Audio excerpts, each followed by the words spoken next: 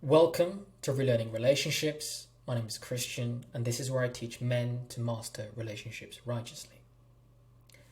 The topic we have for today's video is relationship stages. One of my subscribers requested that I make a topic on this. Whether you are single, you've just met someone, or perhaps you're either getting serious or you're already in a long-term commitment, this is still going to be beneficial for your knowledge on relationships.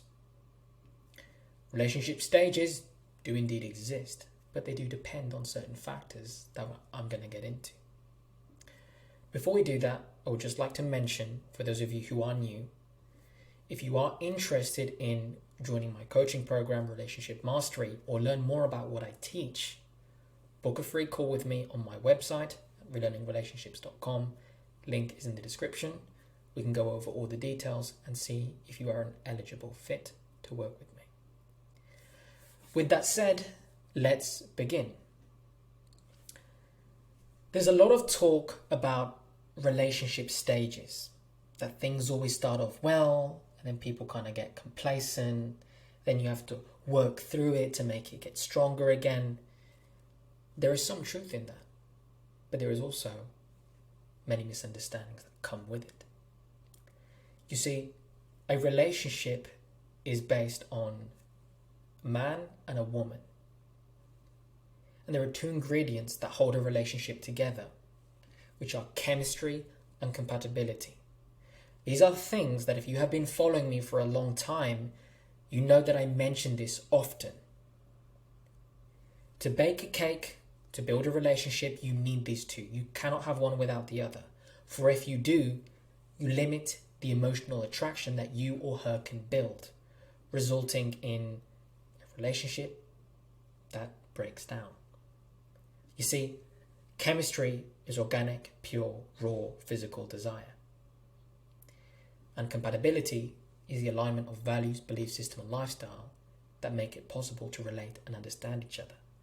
When you put these two together over time, you can sustain a lifelong bond where you keep coming back to more, because on a fundamental level, you can understand each other and connect and build a life.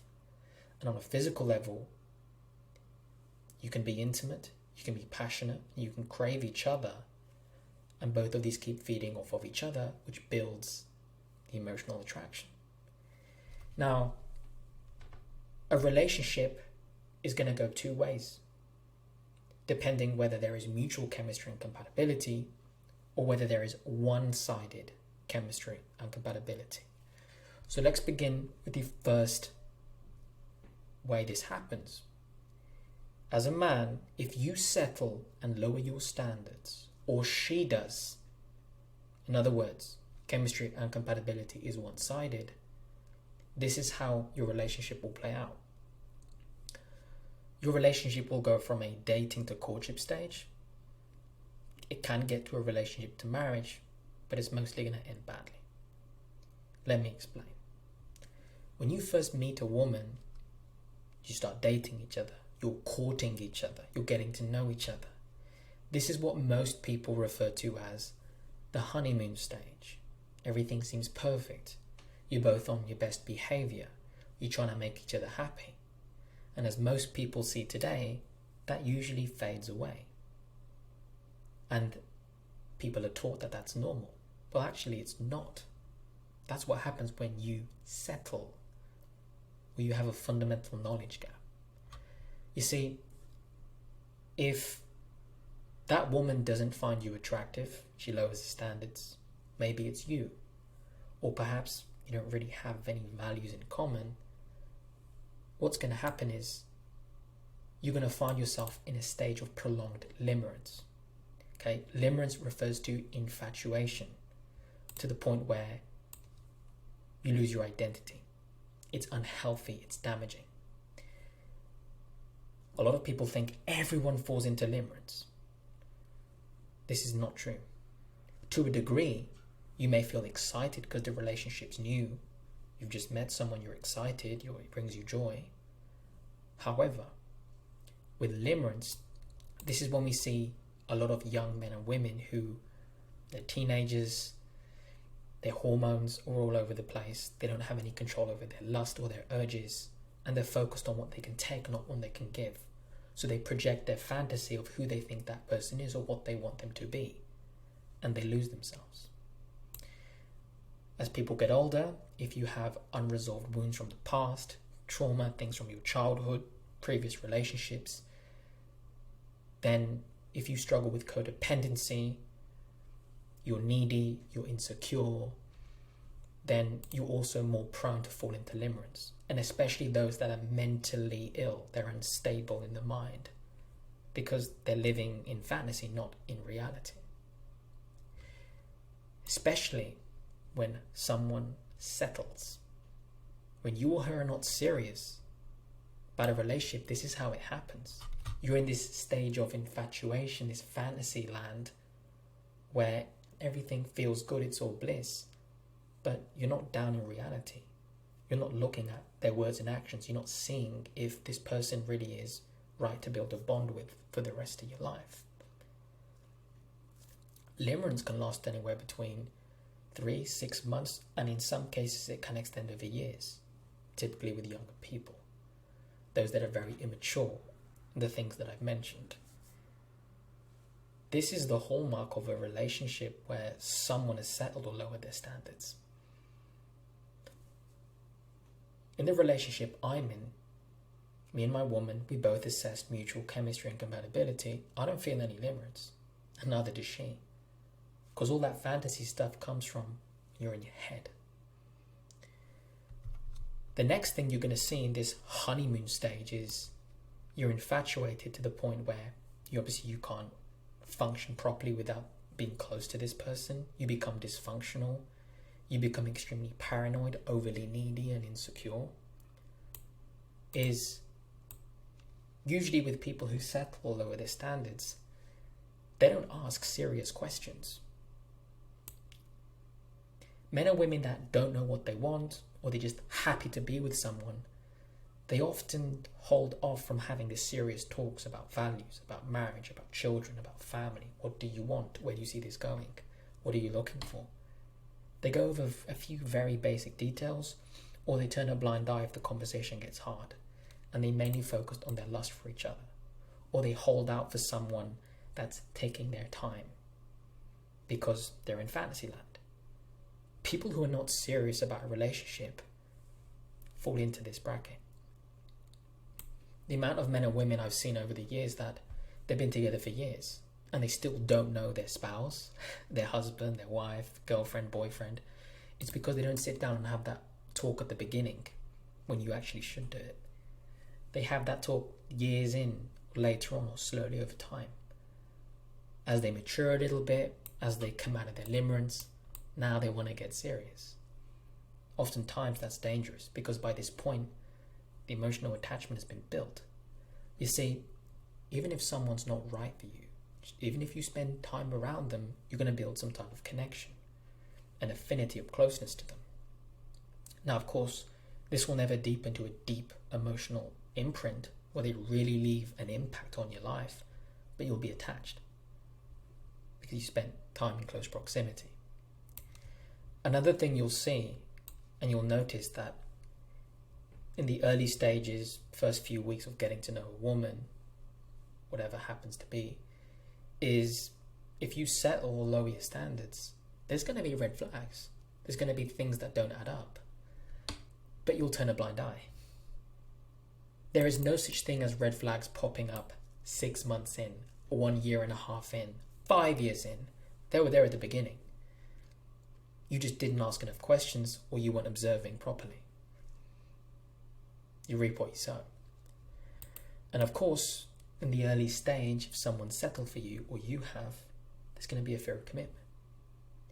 You see, if you think a woman's beautiful, and you have everything in common, why would there be a fear of commitment? You both want each other. You just connect and you build upon that by spending time together. You grow closer and closer to each other. So if you or her are taking many, many months, 3 months, 6 months to grow closer, this person is not right for you. They settled or you did, which limits the depth of emotional attraction that you can develop. It tops out at a certain level because you don't have the ingredients to bake a cake. Quite frankly, in the dating stage, courtship stage, it only takes between 4, 5, maybe 8 weeks tops, between a month, month and a half to 2 months maximum, to deepen that emotional bond to where you both have that serious talk. If you're both seeing each other and it's 6 months, someone's settled, someone's not serious here. Now, for people who settle, if it's one-sided, right, as we've mentioned here, with chemistry or compatibility, what's going to happen is this is usually where it ends. However, if you or her are very needy and insecure, you're lonely, it's better than being alone, this can actually get to the point where it transitions from courtship to an actual commitment, a relationship and a marriage. This is where it translates to. What happens here? Usually you or her will bring up the topic, you go along with it, right, let's see where it goes. And what's going to happen is, once you commit, you become serious, you become official, you'll start to notice that things will break down in the relationship. And a lot of people are told that, oh, this is normal. This is parts of the ups and downs of a relationship or a marriage. And this is simply not true.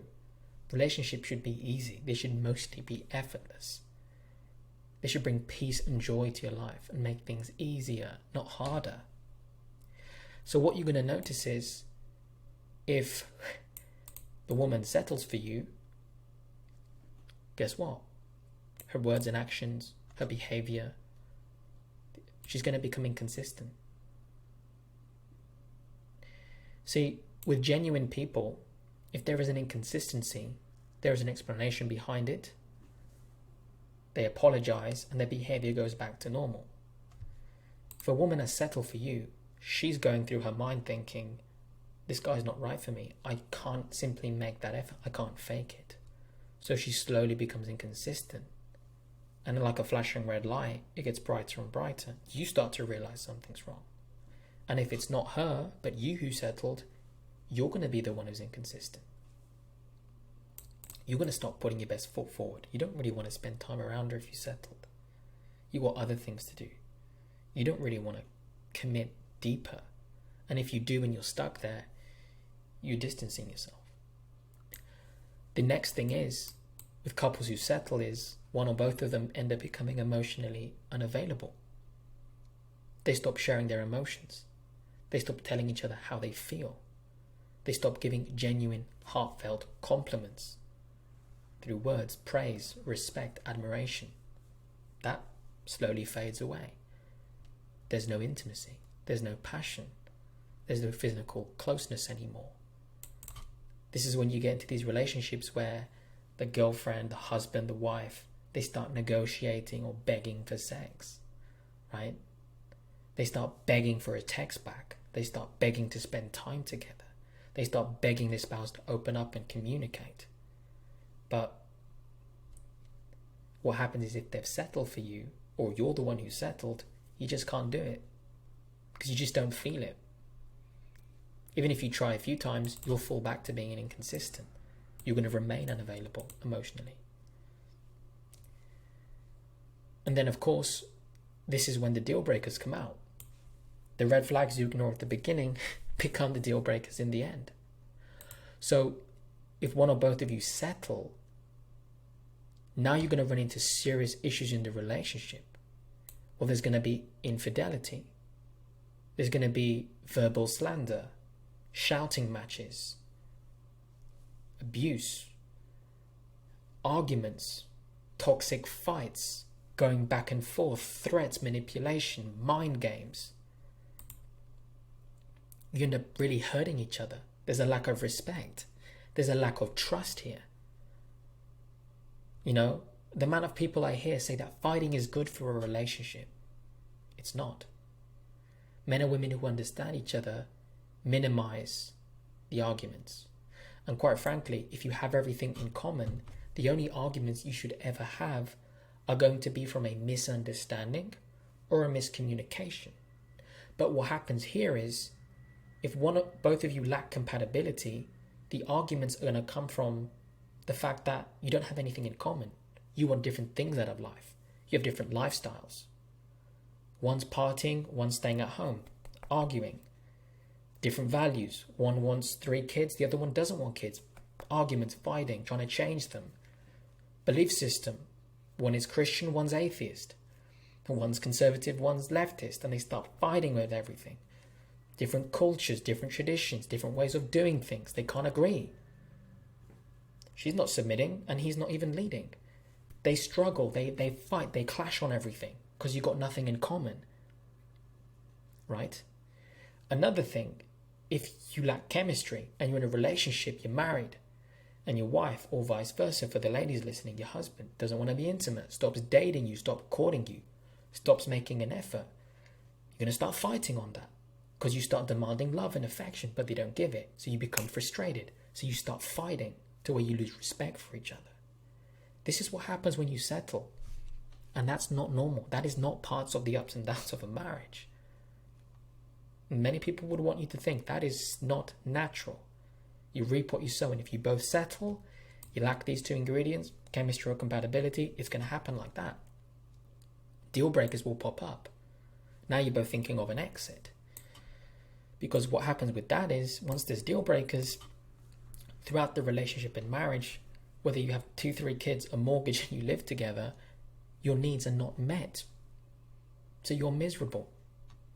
The man stops fulfilling his role, she stops fulfilling hers, and things just fall apart. There's a loss of emotional attraction. How you feel towards each other changes. And you don't have any principles or values to hold it together because you just don't get along. And even if you have everything in common, but you're not attracted to each other, you're just like 2 roommates who hang out, but there's no passion.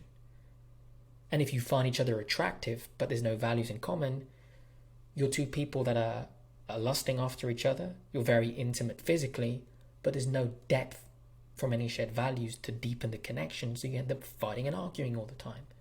So you're both miserable. So, stage 3 is the end. Any relationship like this, sooner or later, it's going to end with the couple staying in it for the kids, or if they have a financial commitment, so they just stay together and tough it out, go to bed at different times, sleep in different rooms, do their own weird thing. They're miserable. They either break up, whether it's one clean breakup, or they keep coming back multiple times until eventually they can't take it anymore and it does end badly, or they go for a divorce.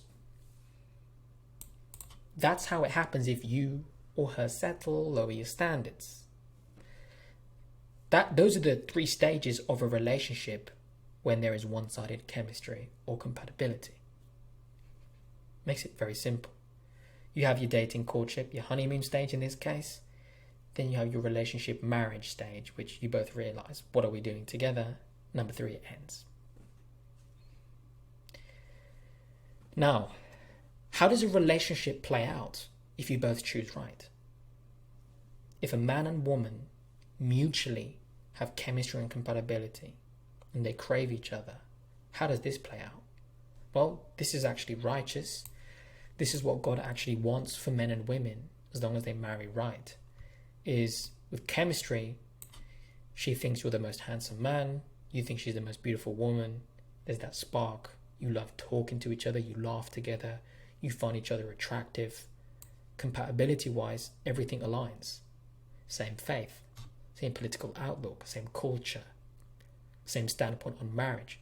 You agree on finances. Similar lifestyle. There's trust there, there's peace, you get along. Okay.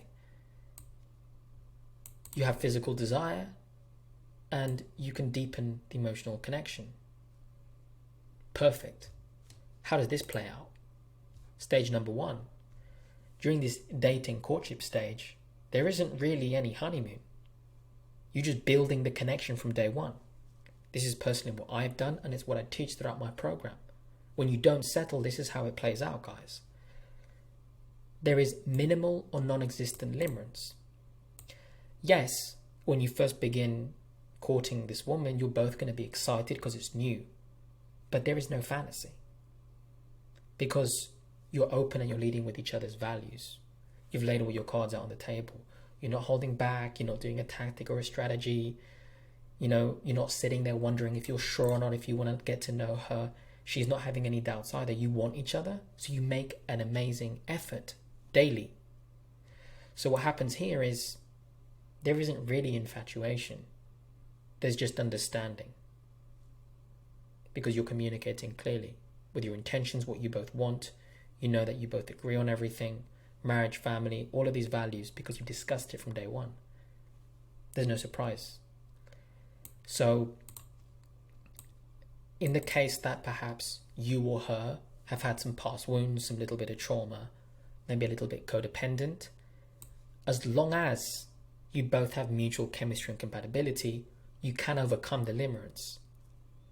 If you're a little bit infatuated, the fact that you have the principle of your shared values and shared attraction, this grounds you both back down to reality, and that little bit of limerence can turn into love over time. Be mindful of that. During the dating or courtship stage, you've assessed compatibility. I had a video on this a while back, 10 questions to ask to assess compatibility. Recommend you check it out. It's what I've done personally as well with my lady. We sat there and we covered all the values. The first few weeks on the phone, just going through everything. There's no surprise. There's no wondering where you stand. You've discussed everything. During the date at the courtship stage, because both man and woman are serious about relationship and marriage, you're looking at their life, at their past, what they've learned, who they really are. And you're so fine-tuned with what you're searching for that you're on the lookout. And what you'll notice is there's no red flags because you're in reality. You're looking at who they are. And of course, there is no fear of commitment during the dating to courtship stage. There is a desire for commitment. You're both doing everything right. You've covered each other's values. You've already built a bridge so that trust can grow. You find each other attractive. I mean, come on. This couldn't be any easier. 3, 4, even 5 weeks in, hey, where's this heading? You want to be committed to each other? Perfect, let's go. Makes it very simple. Two serious people get what they deserve. The second stage is from a relationship to marriage. From the moment you both decide to get serious and commit to each other, the relationship transitions on through to an engagement and marriage. Shouldn't take too long. Some people get married at 6 months, year and a half to 2 years. It shouldn't be any more than that. Because quite frankly, if you both have chemistry and compatibility, you're not going to stay in a 6-year relationship and not commit. And neither are you going to go overboard and get married in a month, right? You're going to take the time to get to know each other, but because you've done your due diligence mutually, you don't want to wait 2 years. There's very few couples that actually wait until marriage if they're attracted to each other, if they're waiting that many years. And if you can hold out that long, and it's 2, 5, 7 years, you're missing chemistry or compatibility. Which is why most Christian couples that are serious about marriage get married sooner and young. Because they don't want to wait too long. What is there to wait for? There's shared values and we find each other attractive. Let's get started. You can only hold out so long with temptation. Be mindful of that. So here, the man and woman are serious. Everything's consistent mutually. Their words, their actions, their body language, their non-verbal communication. They're always showing a desire to connect and make an effort in the relationship. They show up on time. During your absence, they remain connected. They communicate consistently. They always want to see you. They become available to spend more time with you. You're growing closer and closer. Genuine people are consistent day in, day out. And with mutual chemistry and compatibility, it keeps you both coming back for more. Then, of course, you're both emotionally available. There's no holding back. There's no mind games, so you're not closed off. You can both give and receive love freely. There's no trauma. There's no issues here. There's no red flags. It's genuine love. You're both making an effort day in, day out. You can both communicate freely how you feel towards each other. You can work through any misunderstandings or miscommunications without disrespect, without abuse, without hurting or wounding each other. You build respect and trust here with your emotional availability. You're vulnerable. You're being raw and truthful with each other. Perfect. Then, of course, your needs are met.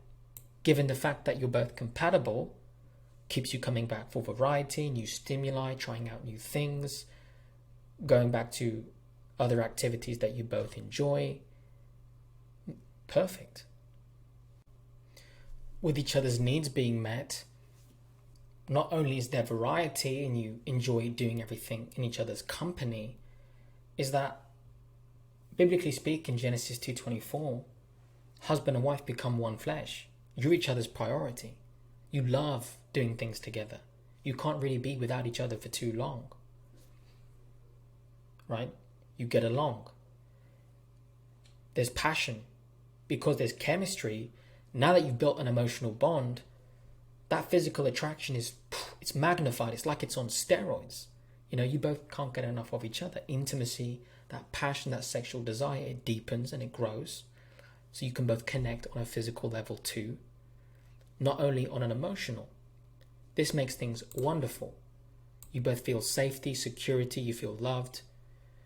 You trust each other 100%. Because there's no red flags, the relationship sails smoothly. Yes, it's not to say that there's going to be bad days. You get sick for a week, she takes care of you. She gets sick for 3 days, you take care of her. Those are the ups and downs of a marriage. They have a bad day where they're angry at a family member. Something happened at work. You're down for a few hours. You and your wife talk about it. Things are okay. That's really the ups and downs. There's a moment of sickness, there's a misunderstanding or a miscommunication, but it's all communicated through love. Because you both respect each other so much, there is no intentional disrespect. There is no holding back. There is no mind games. There's just consistent love that keeps growing and blossoming, and you're learning how to live together. So over time, the metric is simple. The only stage that there is throughout a relationship in marriage is love that keeps growing. That's it. Consistency, emotional availability, and needs that are met. Very simple. That's all there is in normal, healthy, stable marriages. And this is impossible without mutual chemistry and compatibility. I see it so many times with couples.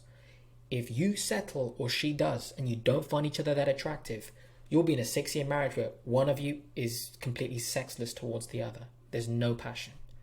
If you got everything in common, it still means nothing. Likewise, if you find each other very hot, very attracted to each other, but you have no values in common, the fights and the arguments are going to come because you can't relate on a deep level. Emotionally, how you feel towards each other will change. But when you both have chemistry and compatibility, you can develop that passion, that love. It keeps growing up. Very simple. You can grow old together safely with an assurance that you're both committed to each other daily. Now, the final stage of this relationship must come to an end, right? Well, the answer is yes. This ends only through death. When you pass away, or when she does, that's it. That's the end of the relationship. And you can both see each other again in heaven. There's many stories of couples that they love each other and husband or wife passes away, even boyfriend or girlfriend passes away. They never remarry. They never replace them. They wait until they die. And I think when you're actually passionate about someone, you could never, because you already had your happily ever after with them. There was, what was his name? Steve Irwin, who got stung by the stingray back in the day. We all remember him from the nature documentaries. You look at how his wife looked at him, the passion she had for him. She said it herself. She's not been on a date ever since he passed away because she loved him. And that was the man she chose. She was happy. No, that's the standard you want. If you or your wife or vice versa, one of you passes away, you wait to reconnect again up with the Lord. Because you both loved each other so much, no one else would even come close. My grandfather passed away 30 years ago this year. My grandmother's been a widow since. She's never been with any other man because she loved him. So, with relationships where man and woman share mutual chemistry and compatibility, this is only going to end through death. That's it. There's no divorce, there's no breakup, there's no let's settle and stay in it for the kids.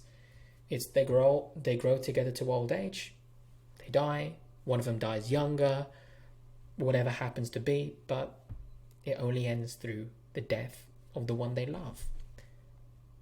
Makes it very simple. This is all there is to relationships. You marry right or you marry wrong. Makes it very simple. So, if you settle or lower your standards, or she does, you know exactly where it's heading.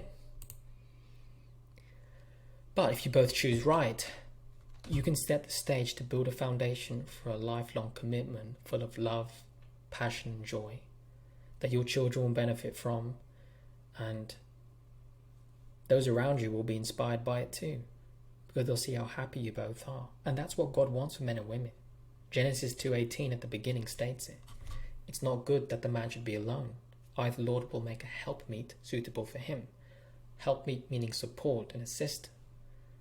Women, ladies, you're supposed to assist your man, support him and nurture him, and he'll lead, protect, and provide for you. Isn't that wonderful? Men and women need each other. We were made for each other. Equal in value, but different in roles. We are made for each other. And that's the blessing that God offers you if you both marry right. So with that said, that's been today's video. I'd love to hear your comments down below. For any of you who would like to share a case study with me, write me an email, link in the description. I'll make a video on your topic. Feel free to share this with anyone who may benefit from relearning relationships. If you have any video topic suggestions, also drop it down below in the comments. And think through everything that I've stated here today. You choose right or you choose wrong. You're responsible for the quality of woman that you choose. With that said, gentlemen, hope you'll have a wonderful day. God bless all of you and your families, and I'll see you all in the next one.